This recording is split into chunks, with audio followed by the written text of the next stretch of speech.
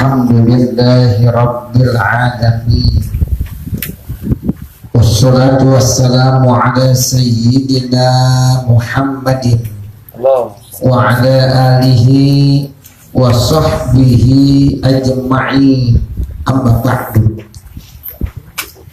Qalu subhanaka la ilma lana illa ma 'allamtana innaka antal alimul hakim.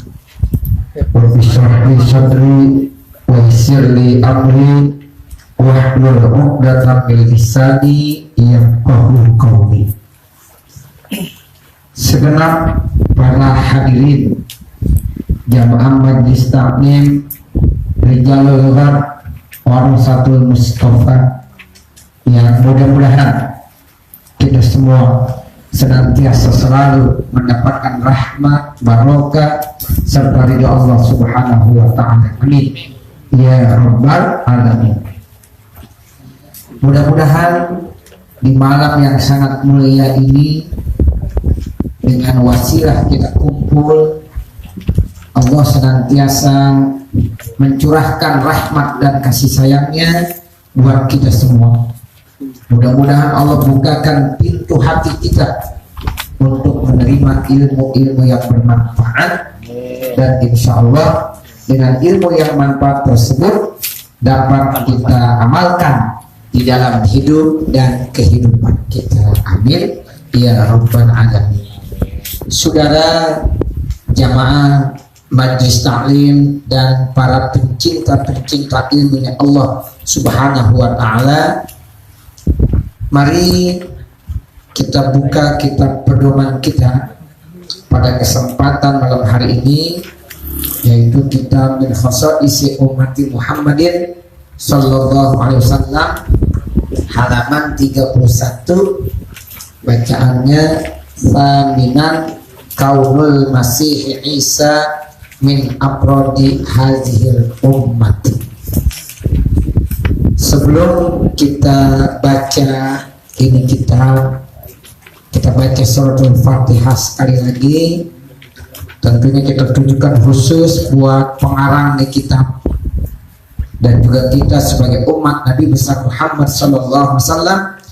Mudah-mudahan kita termasuk daripada umat yang akan mendapatkan syafaat nanti yaumul kiamat. Amin. Al-Fatihah lihadhihi niyyah wa likulli niyatin shalihah wa ila hadratin Nabi Muhammadin sallallahu alaihi wasallam. Al-Fatihah. A'udzu billahi minasyaitonir rajim. Bismillahirrahmanirrahim. Alhamdulillahi rabbil alamin. Ar-Rahmanir Rahim. Maliki yaumiddin. Iyyaka na'budu wa iyyaka nasta'in. Ihdinas siratal mustaqim. Siratal ladzina an'amta 'alaihim ghairil maghdubi 'alaihim waladdallin. Rabbil firli wal walidayya amin. Bismillahirrahmanirrahim. Alhamdulillahi rabbil alamin.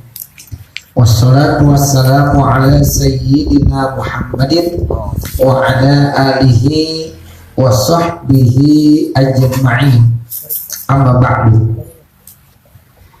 Fa inna asdaqal hadithi kitabullahi ta'ala wa khairal hadi hadi Sayyidina Muhammadin sallallahu alaihi wasallam wa syarrul umuri muhdasatuha wa kullu muhdasatin bid'ah wa kullu bid'atin dalalah wa kullu dalalatin finnar.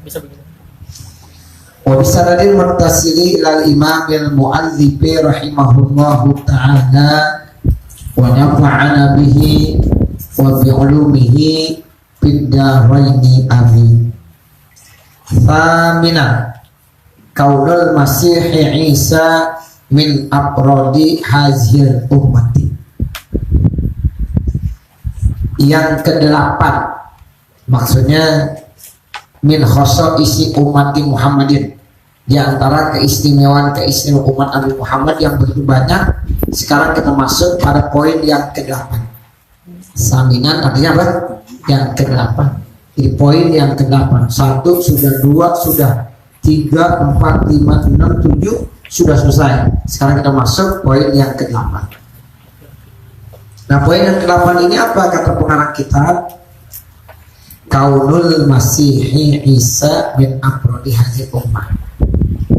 Nabi Allah Isa al-Masih itu termasuk bagian dari anggota umat ini.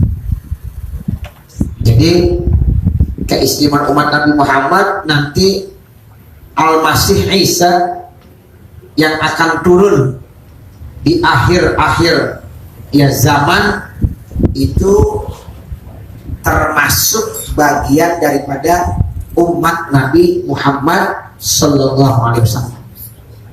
Jadi nanti Nabi Isa akan turun. Sebab Nabi Isa itu belum meninggal, belum wafat. Seperti yang diyakini oleh orang-orang apa? Nasrani. Orang-orang Nasrani itu meyakini bahwa Isa itu udah meninggal, ya udah wafat. Padahal di dalam Al-Quran dijelaskan, nih menurut kita nih, ya kepercayaan dan keimanan yang diajarkan Nabi Muhammad melalui ajaran ya yang dibawa oleh malaikat Jibril yang sumbernya dari Allah Subhanahu wa taala. Di dalam Al-Qur'an dijelaskan wa ma qataluhu wa ma salabuhu walakin syubbiha lahu. Jadi artinya mereka tidak membunuh Nabi Isa, mereka tidak menyalib Nabi Isa. Jadi Nabi Isa tidak dibunuh, tidak disalib. Tetapi yang disalib itu, yang dibunuh itu adalah orang yang diserupakan dengan Nabi Isa. Nah ini antum harus ya punya keyakinan begitu. Jadi jangan sampai antum bilang Nabi Isa sudah mati. Ya, seperti ada dalam kalender wafatnya Nabi Isa. Betul nggak? Salah. Yang betul wafatnya Syibih Nabi Isa. Kalau ditanya Syibih itu apa? Orang yang menyerupai. Orang yang diserupai. Jadi yang dibunuh, yang disalib bukan Nabi Isa, tapi muridnya yang dia itu ya termasuk khianat. Jadi dia maju paling depan, keinginannya ingin membunuh dan menyalib Nabi Isa. Tapi dengan kekuasaan Allah, murid yang berkhianat kepada gurunya ini diserupakan persis sama dengan Nabi Isa. Itu namanya Syibih, persis dari mukanya sama persis, omongannya sama juga. Jadi ketika dia bicara, spontanitas tuh yang pada ngejar Nabi Isa, ya dari belakang banyak tuh.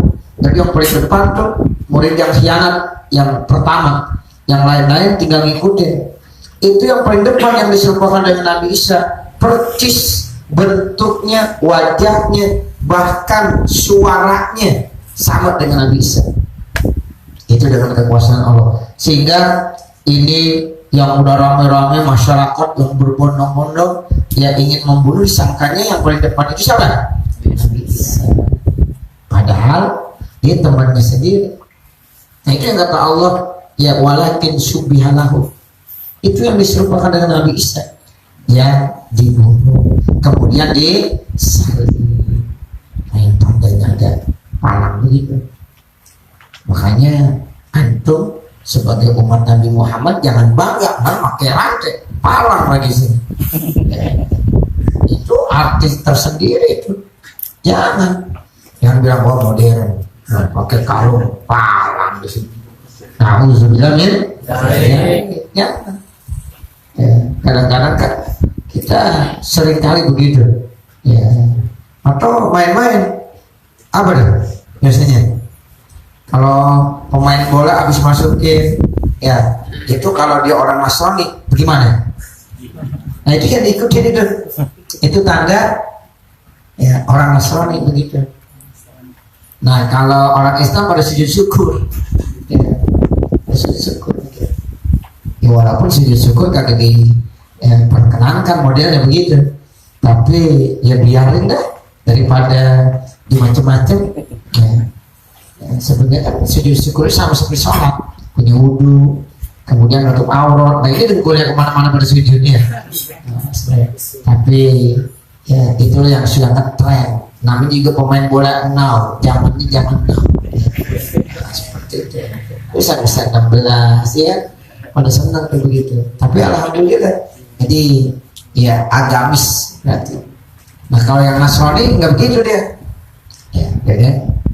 Itu jadi contoh dah. Ya. Itu tanda pala. Nah itu termasuk mereka. Nah Nabi Isa itu kemana? Nabi Isa itu diangkat ya oleh Allah Subhanahu wa Ta'ala kemana? Ke atas langit. Ya. Jadi sampai sekarang masih ada Nabi Isa? Ada. Di mana? Di atas langit. Lagi ngapain? Tahu ngapain? Itu urusan Allah dah. Ya. Itu urusan Allah, kita nggak usah mikirin ya.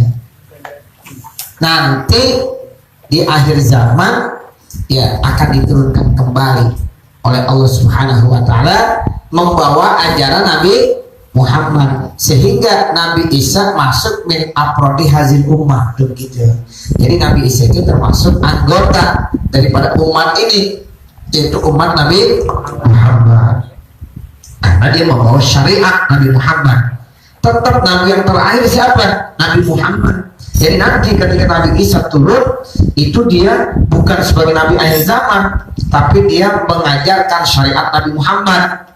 Ya, sehingga dia masuk dalam kategori min afrodi hazihil ummah, termasuk dia adalah anggota bagian dari umat Nabi Muhammad Shallallahu Alaihi Wasallam. Itu keistimewaan umat Nabi Muhammad.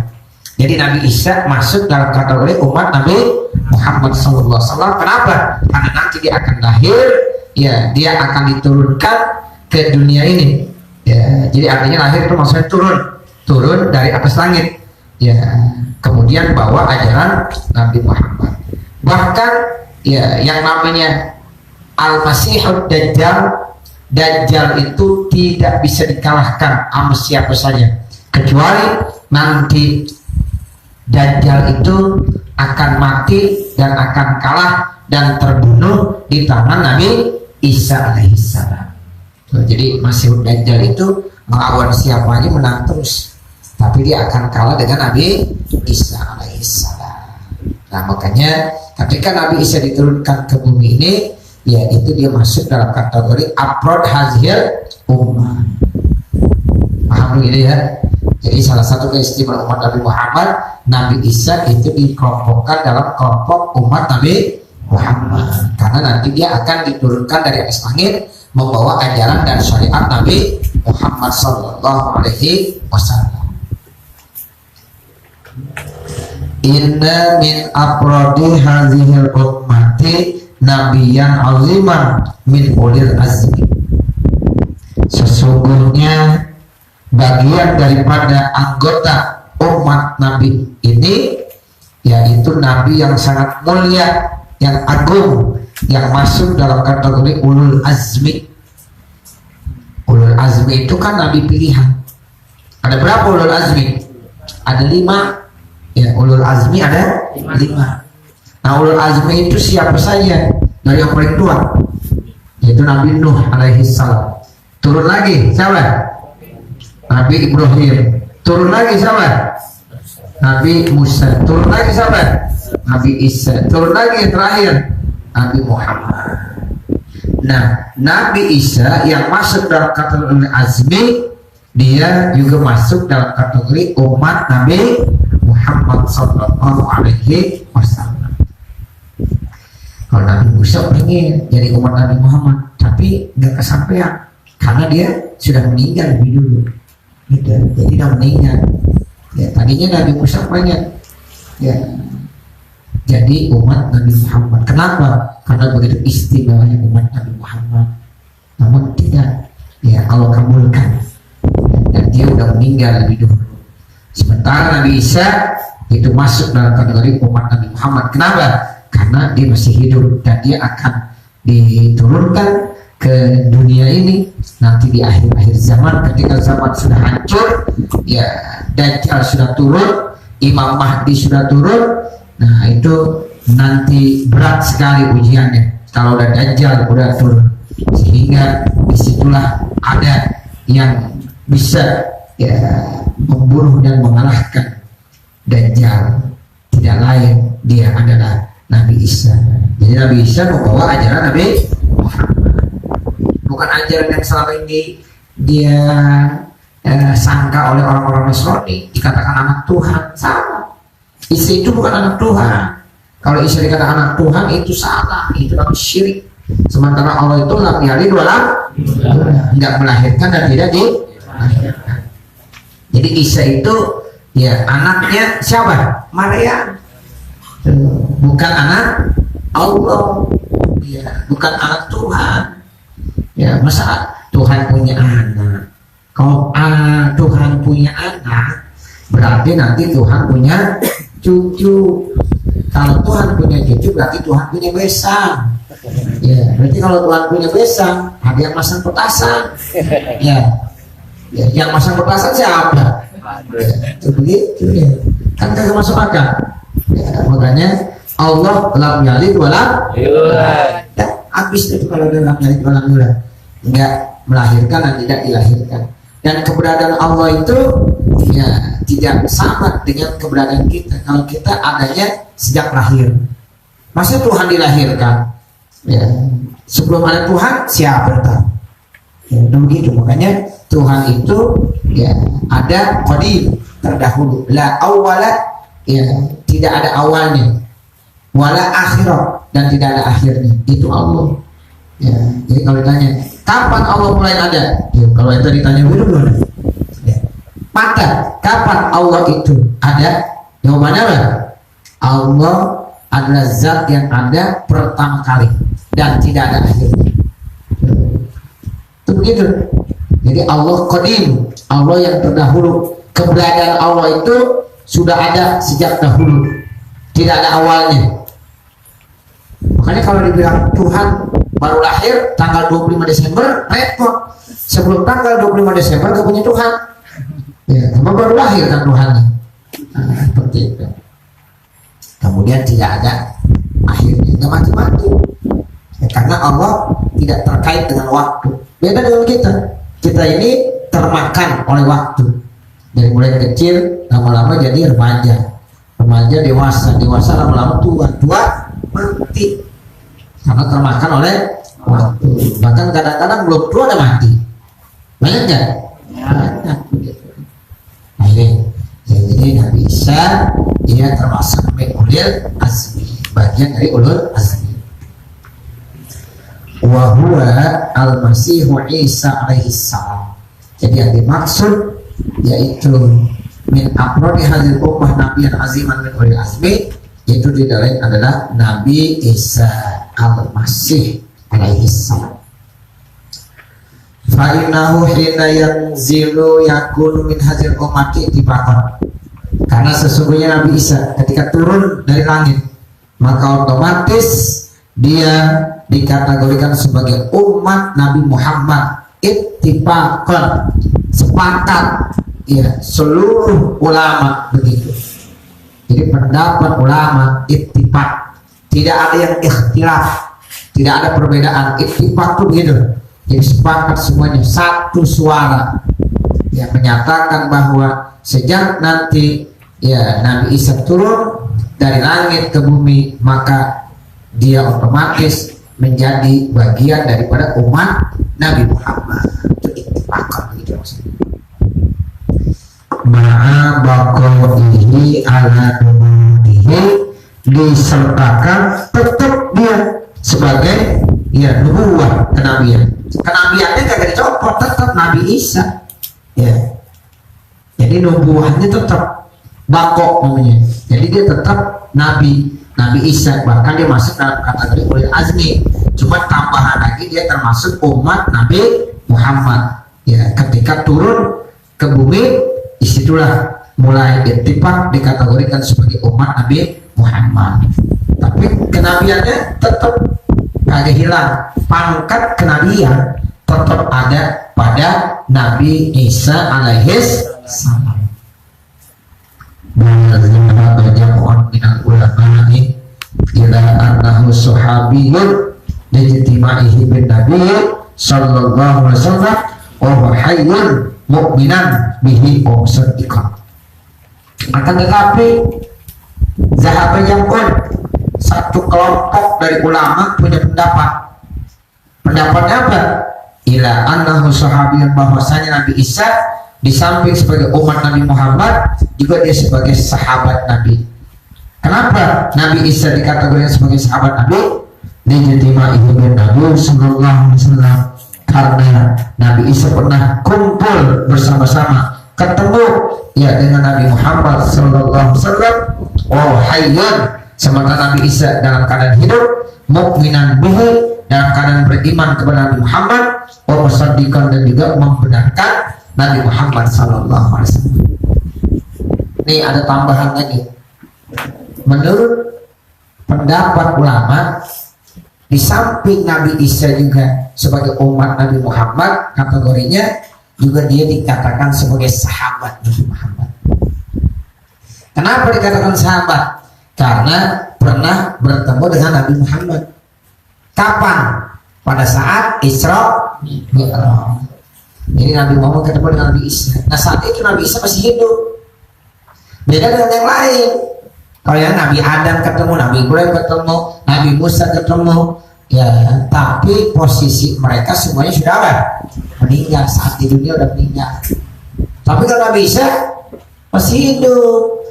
Nah, semua manusia yang masih hidup ketemu dengan Nabi Muhammad, dia beriman, dia membenarkan dengan syariat Nabi Muhammad, maka disebut apa? Sahabat. Makanya Nabi Isa juga disebut sahabat.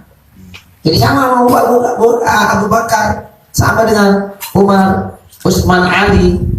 Ya, dia pernah bertemu dengan Nabi Muhammad waktu hidup, kemudian dia beriman, membenarkan ajaran Nabi Muhammad, namanya sahabat.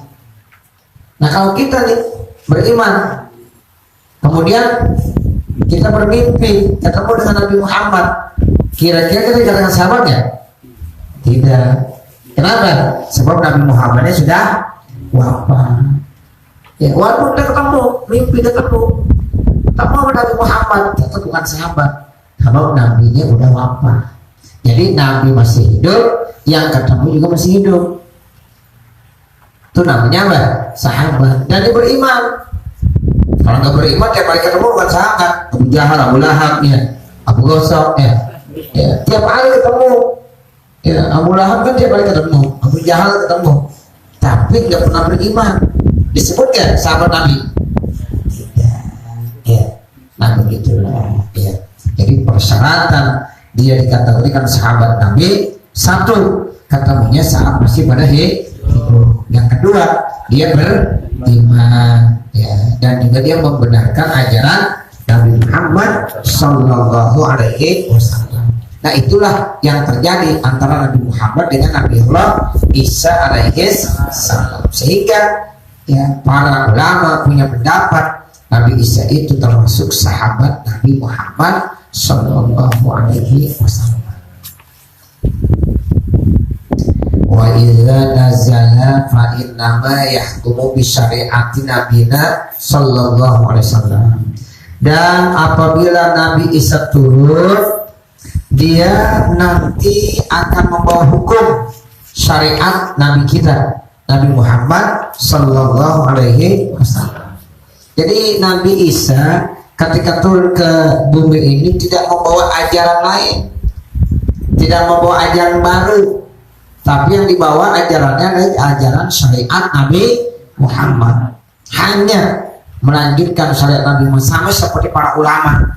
Al ulama warasatul anbiya, tiap hari kehidupannya hanya menyebarkan syariat Nabi Muhammad, mengajarkan syariat Nabi Muhammad, hukum-hukum yang sudah dibawa yang diajarkan oleh Nabi Muhammad. Nah begitu Nabi Isa.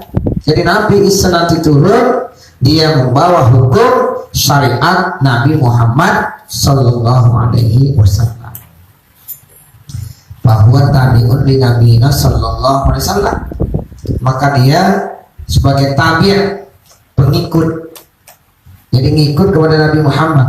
Kalau ngikut belakangan apa duluan? Belakangan.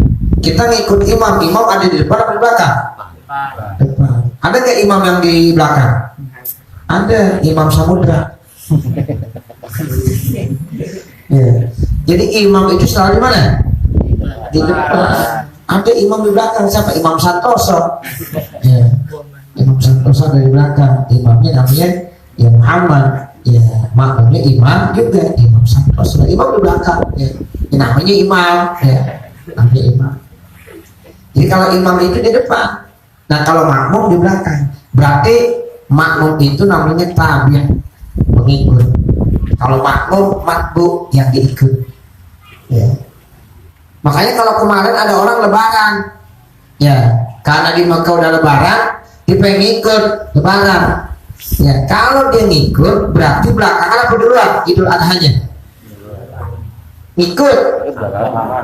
Kalau ngikut, kalau duluan boleh nggak? Contoh hari Selasa di Arab Saudi lebaran.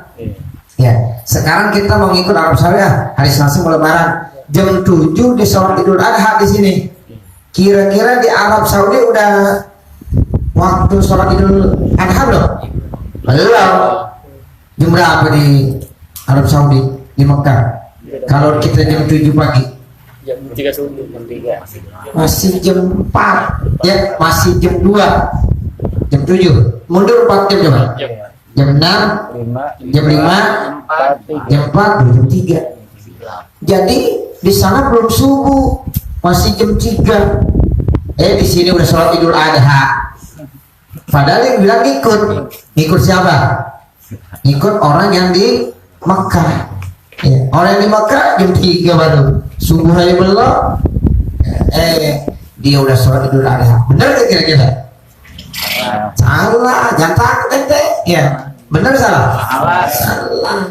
Mesti kalau mau ngikut nungguin. Ntar kalau di Mekah udah Idul Adha, udah jam 7 atau jam setengah 7 di sholat Idul Adha, berarti ya jam setengah 7, setengah 8, setengah 9, setengah 10, setengah 11. Ntar setengah 11 di sholat Idul Adha. Begitu. Benar gak? Iya begitu. Lembaga Al-Azhar begitu masih kemarin. Ya. Sholatnya jam berapa deh? Pagi. Berarti di Mekah udah sholat? Belum. Kan kalian dia ngikut. Ya. Tanya tuh. Ya. Saya dapat selebaran dari lembaga Al-Azhar. Ya. Kita harus ikut karena di Mekah udah lebaran. Nah, kita lebaran. Iya lebaran aja kan. Ya. Jam 7 di sholat Idul Adha. Orang di Mekah belum sholat Idul Adha, ente ngikut kan? Ya. Masa dulu itu ngikut? Nyusul, namanya bukan ngikut. Ya. Ya, dari mana alasannya? Nah, begitu. Sementara dia ada di Indonesia. Di Indonesia belum lebaran, besok orang lebaran rebotnya. Itu begitu. Jadi kalau dia mau itu begitu aja. Boleh ke sholat mengikutin sana. Ntar jam 11. Jam 11 sholat Idul Adha, orang pada ketawain. Ya. Ngapain? Dan ikut orang Mekah. Kan Mekah baru sholat. Allah Akbar. Secara langsung aja pegang tuh. Ya, sholat Idul Adha. Dia nonton TV dah. Allah Akbar, jam 11 sholat Idul Adha. Kan geblek ya. Jadi benar siapa? Yang benar siapa? Takut. Ya. Jadi ikutlah pemerintah. Ya ayyuhallazina amanu atiullaha wa atiur rasul wa ulil amri minkum. Ada lagi. Ya, lebarannya rebo. Ya, tapi hari Selasa nggak mau puasa haram karena lebaran. Tuh, ada lagi begitu. Hari Selasa dilarang berpuasa karena di Mekah udah lebaran. Tapi itu lebaran belum. Saya lebaran besok aja. Geblek-geblek lagi udah begitu. Ya. Jadi sekarang orang macam-macam. Nah, makanya ente ya semuanya belajar ngaji yang benar. Ya, punya pendirian yang kuat sehingga apa yang kita lakukan benar. Tuh begitu. Jadi ya, seperti itu. Jangan lebaran kagak orang puasa haram. Ya seperti itu. Kalau dimotong kambing, motong hewan korban hari Selasa pagi, kagak sah. Kenapa? Dari Mekah belum lebaran. Ya, kan syaratnya orang motong hewan korban hari pertama waktu duha, itu syaratnya, sebab disebut udhiyah. Jadi udhiyah itu waktu duha. Nah kalau jam 7 udah itu silakan kalau motong kambing jam 7 ya. Nah dari jam 7 ke sana terus sampai malam, terus sampai hari pasir nggak apa-apa. Tapi awalnya harus waktu duha. Nah sekarang dia motong hari Selasa jam 7, jam 8, jam 9. Nah di Arab Saudi belum subuh ya. Di Arab Saudi belum subuh, mereka belum pada motong. Kalau dimotong, masa ada orang motong sebelum subuh ya desah. Nah nanti kalau dimotong habis sholat duha, habis sholat Idul Adha. Nah kapan habis sholat Idul Adha? Minimal jam 7:30 waktu ya Arab Saudi. Nah kalau setengah 8 waktu Arab Saudi, di sini jam berapa? 11:30 minimal ya. Jam 11 setengah 12 dulu motong mestinya. Oh gitu. Cuma motong jam 7 jam 8, nah gak sah tuh potongannya ya. Nah, makanya hal-hal yang seperti itu harus dihindari. Makanya ada yang kagak punya pendirian, takut Selasa haram puasa tapi lebarannya motong kambingnya hari Rabu. Kenapa? Masih takut-takutan ya. Itu begitu. Ini yang kagak punya keyakinan ya. Jadi Selasa haram puasa katanya udah lebaran, tapi dia disuruh lebaran kagak mau ya, tapi dia lebarannya hari Rabu, berkorbannya tetap hari Rabu. Itu nggak benar namanya ya, karena dia nggak punya pendirian. Nah kita kembali tuh kata-kata tabi begitu. Jadi Nabi Isa ikut kepada Nabi Muhammad, berarti Nabi Muhammad ada di depan, makanya Nabi Muhammad imam, Nabi Isa makmum. Tuh begitu.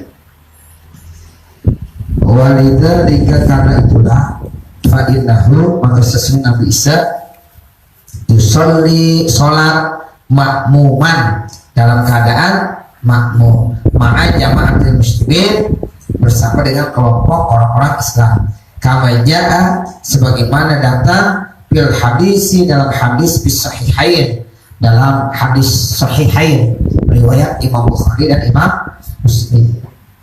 Ini Nabi Isa makmum.